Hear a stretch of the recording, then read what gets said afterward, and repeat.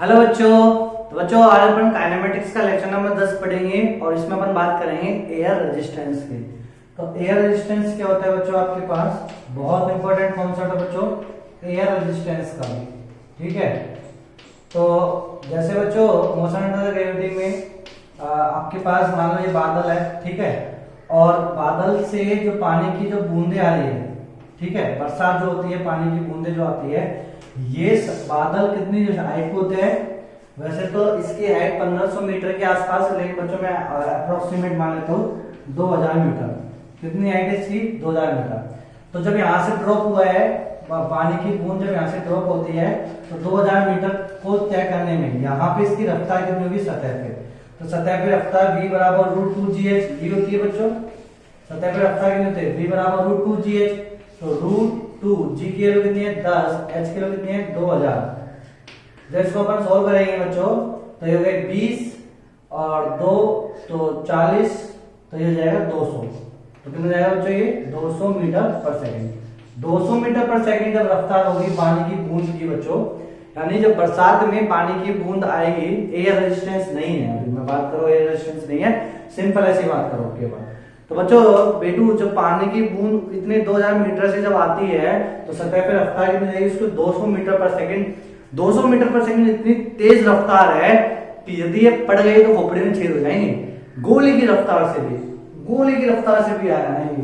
तो उस बरसात में क्या अपन आनंद ले पाएंगे? क्या नहीं।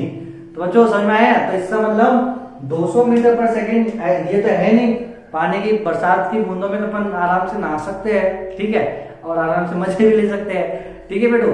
लेकिन अब हुआ क्या सिस्टम कि ऐसे बीच में यहाँ पे ऐसा क्या हुआ कि जो पानी की बूंद है वो वेलोसिटी कांस्टेंट हो गई।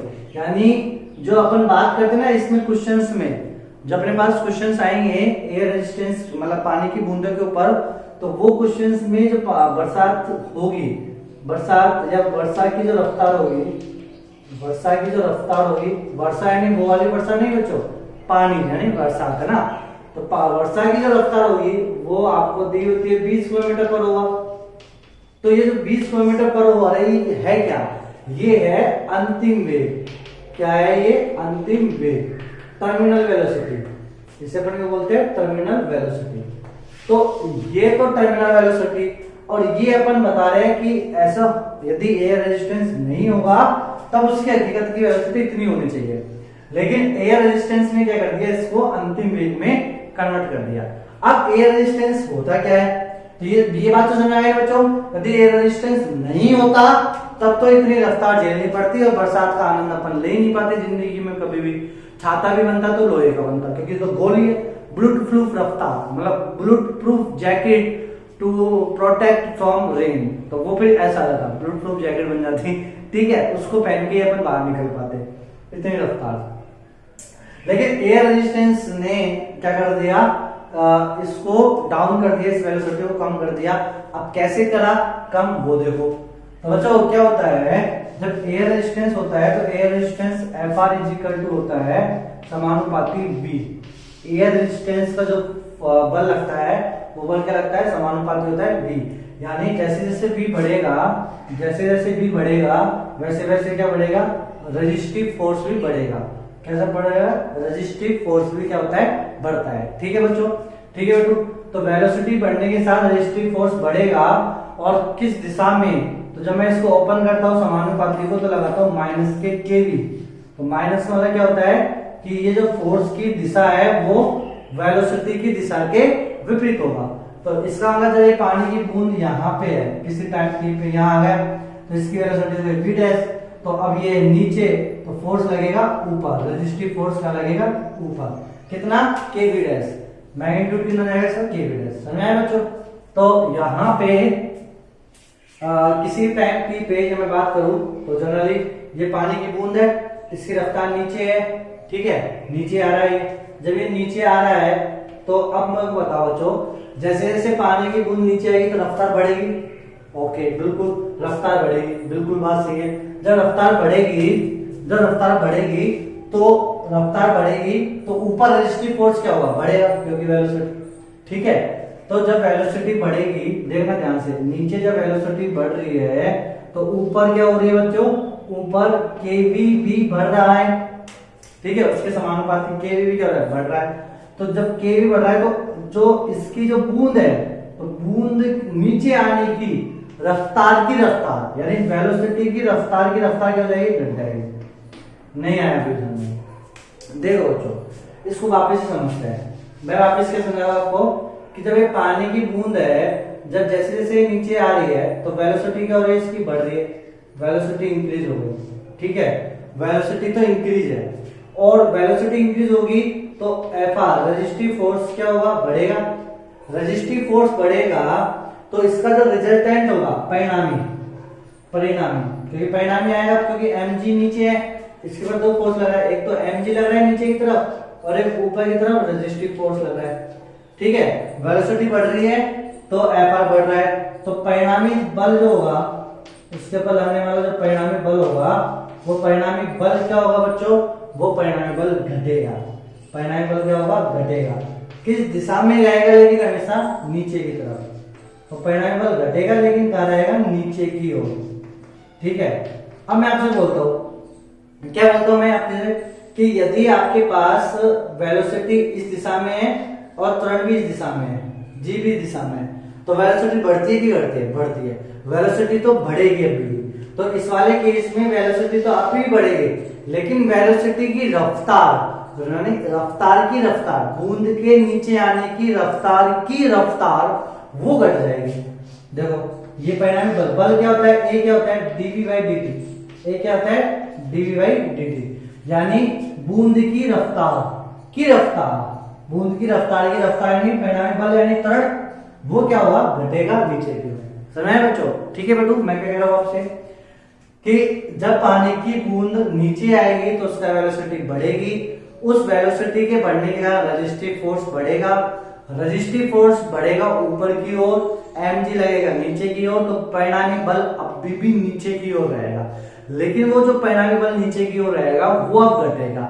तो वो अब घटेगा तो इसका मतलब ये नहीं कि रफ्तार घट जाएगी, रफ्तार तो अभी भी बढ़ेगी, लेकिन रफ्तार वो घट जाएगी। ये बात आपको समझनी है, यानी परिणामी बल घटेगा नीचे की ओर। कोई दिक्कत है क्या? तो इस बड़े लाइन को अपन ने ऐसे समझा।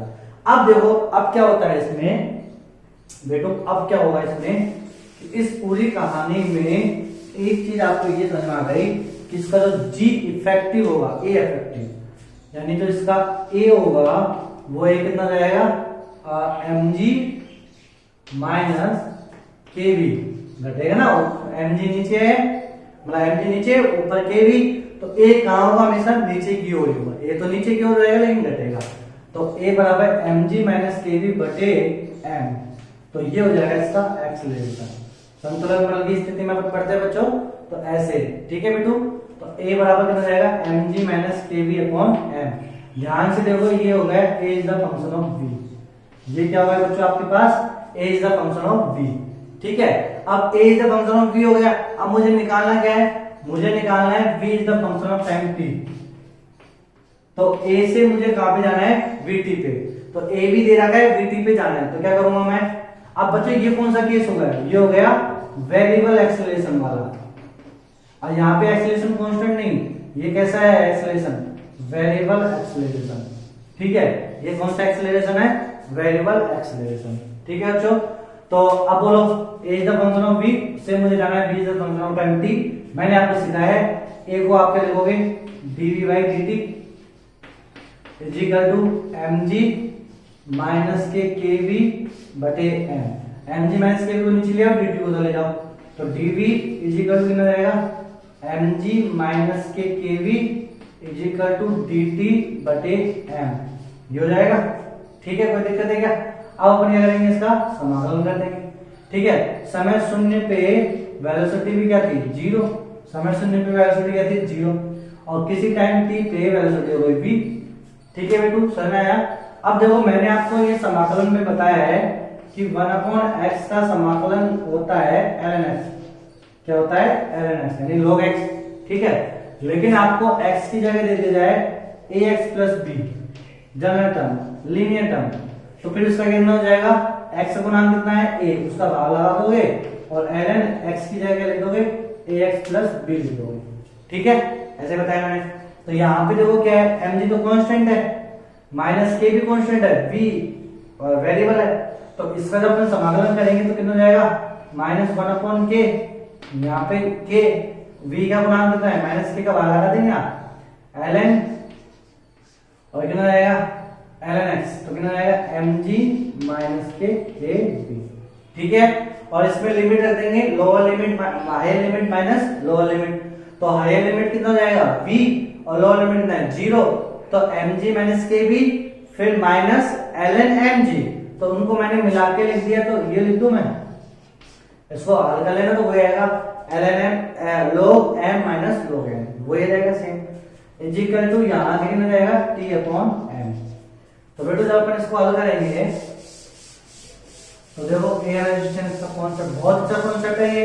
ठीक है, अब यहां से इसको उधर ले जाओ तो कितना जाएगा ये ln mg k kb बटे mg इज इक्वल टू तो -k kt बटे m, ये जाएगा। अब इस ln को उधर ले जाओ तो e हो जाएगा, तो mg k kb बटे mg is equal to sorry बच्चों e की पावर -kt बटे m, ये हो जाएगा। जब मैं इसको सॉल्व करूंगा कि यहां से v निकालूंगा तो v बराबर कितना जाएगा बच्चों, ये mg बटे k 1 माइनस e की power -k kt by m। तो ये आपके पास आ गया आंसर। गौर देखो बच्चों, इसको गौर से देखो, ये आपके पास वही सिस्टम आएगा q बराबर cv 1 माइनस e की पावर -t/rc। ये किसकी इक्वेशन है, ये है charging of capacitor, charging of capacitor. तो चार्जिंग ऑफ कैपेसिटर, जैसे अपन कैपेसिटर को चार्ज करेंगे तो कैपेसिटर को चार्ज करने का ये फॉर्मूला आता है। ऐसे अपने पास जो वेलोसिटी आई, टर्मिनल वेलोसिटी, वो इस प्रकार आएगी, v बराबर mg। मतलब ये क्या है, टर्मिनल वेलोसिटी नहीं, आप सिंपल ही मानो बेटू, ये क्या है आपके पास, v is the function of time t आ गया, ये क्या है, v is the function of time t आ गया। ठीक है, अब मुझे इसमें क्या निकालना है, इसमें मुझे निकालना है t बराबर 0 पे। तो जब मैं इसमें वैल्यू पुट करूंगा t बराबर 0 पे, तो t बराबर 0 पे वेलोसिटी कितनी रहेगी 0। देखो t बराबर 0 रखेंगे तो e की पावर 0 की वैल्यू 1, 1 से 1 कट जाएगा 0। और मैं इसमें रख रहा हूं t बराबर इंफिनिटी। जब t बराबर इंफिनिटी रखूंगा तो ये वैल्यू 0, e की पावर -1 यानी 0, तो 1 - 0 यानी 1, 1 में से ये, तो वेलोसिटी v कितना हो जाएगा mg k। तो mg k जो है बच्चों, ये हो जाएगा टर्मिनल वेलोसिटी t। अब टर्मिनल वेलोसिटी अनंत, अब कई बच्चे बोलेंगे सर अनंत समय यानी अनंत काल एक पानी की बूंद जब गिरी तो मतलब बहुत हजारों करोड़ों साल बाद जब वो आएगी, ऐसा समय नहीं है बच्चों। ये अनंत समय क्या होता है कि जब मैं इसका ग्राफ बनाऊंगा, e की पावर माइनस का 1 में से घटा के जब मैं ग्राफ बनाऊंगा तो ये ग्राफ ऐसा बनता है इसका। ठीक है, ये ग्राफ इसका ऐसा बनेगा। ठीक है बच्चों, तो ये t हो गया और ये v हो गया। अब इसमें जो अनंत है वो अनंत कुछ नहीं, ये है, ये डॉट डॉट डॉट लाइन तो मैंने खींची है, ये वेलोसिटी है mg/k। यानी आपसे कोई बोले कि 10 सेकंड के बाद, जो मैंने देखा 10 सेकंड के बाद उसकी जो वेलोसिटी है वो है 9.8, 11वें सेकंड के बाद उसकी वेलोसिटी 9.87, 12वें सेकंड के बाद उसकी वेलोसिटी 9.81। तो ऐसे, तो जैसे जैसे समय बढ़ रहा है अब उसकी वेलोसिटी में जो फ्लक्चुएशन हो रहा है वो बहुत ही कम हो रहा है, चेंज जो रहा है वो बहुत कम हो रहा है। तो फिर मैं क्या करूंगा, मैं बोल दूंगा कि t बराबर 10 सेकंड पे उसकी अंतिम वेलोसिटी प्राप्त हो गई। ठीक है, अपन इसमें पढ़ते हैं ना बच्चों चार्जिंग ऑफ कैपेसिटर में, तो अपन लगभग ये वाला समय ऐसा मान लेते हैं कि इस वाले समय पे क्या प्राप्त हो गया, अंतिम वेलोसिटी प्राप्त हो गई। और इतना जो फ्लक्चुएशन है इसको अपन क्या कर लेते हैं, टॉलरेंस कर लेते हैं। क्या कर लेते हैं, इसको अपन टॉलरेंस कर लेते हैं। ठीक है, अपन इसको टॉलरेंस कर लेते हैं, यानी कड़वा घूट पी के रह जाते हैं कि हाँ ये तो हो गई फाइनल, यानी mg/k कभी अचीव होगा ही नहीं, यानी एग्जैक्ट मान तो कभी अचीव नहीं होता।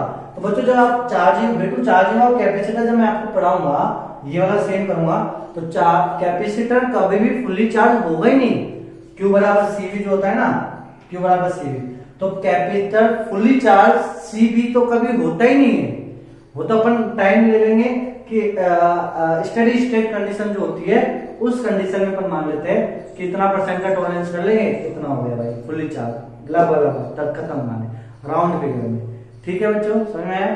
तो इसको अब mg बाई k को देखो, मैं ये पूरी रामायण ना सिखा के मैं आपको सीधा ही बोल सकता था क्या, कि जब अपन अंतिम में कब होगा कि जब पानी की बूंद में लगने वाला नीचे mg और ऊपर लगने वाला kv दोनों क्या हो जाए, बराबर हो जाए।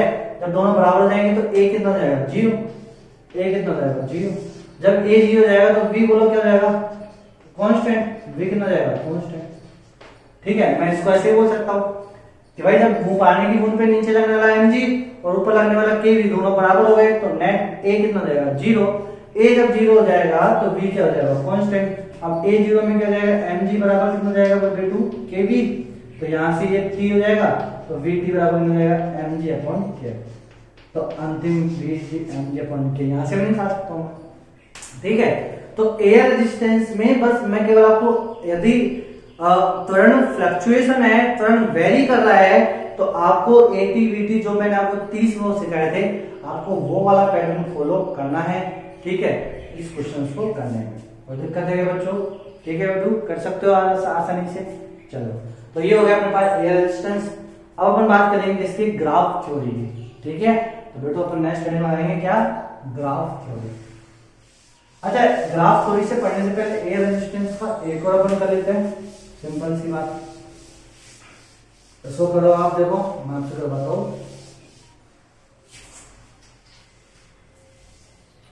देखो एक और क्वेश्चन आपसे बोला गया एयर रेजिस्टेंस के ऊपर कि एक बॉल है जिसको यू रफ्तार से ऊपर फेंका गया है। ठीक है, यू रफ्तार से, प्रारंभिक रफ्तार दे रखी है इसमें यू रफ्तार। तो अब आपको क्या ज्ञात करना है, velocity is the function of time t ज्ञात करो। तो एडवांस का क्वेश्चन है बच्चों, ये एडवांस में आया क्वेश्चन।